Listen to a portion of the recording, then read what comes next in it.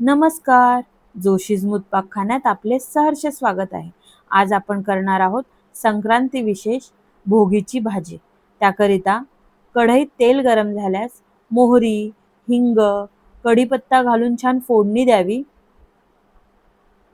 पावटा, मटार, हिरवा हरभरा घालूयात. छान परतवून घेऊयात.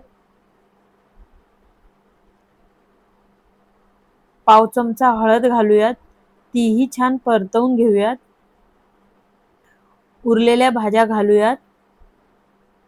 घेवडा, गाजर, वांगी, बटाटा घालूयात. छान परतवून घेऊयात. झाकण ठेवून 2 ते 3 मिनिटाची छान वाफ काढून घेऊयात. मसाले घालूयात. लाल तिखट, गोडा मसाला, दाण्याचा कूट, ओल्या नारळाचा चव, कोकम, आवडीनुसार गूळ, चवीनुसार मीठ घालूयात. छान परतवून घेऊयात.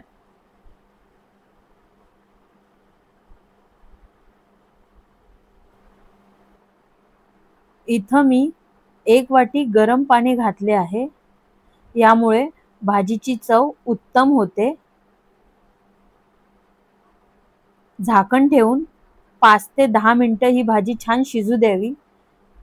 तयार आहे आपली चविष्ट रुचकर अशी भोगीची भाजी.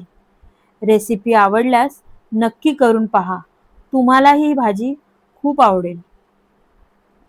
धन्यवाद.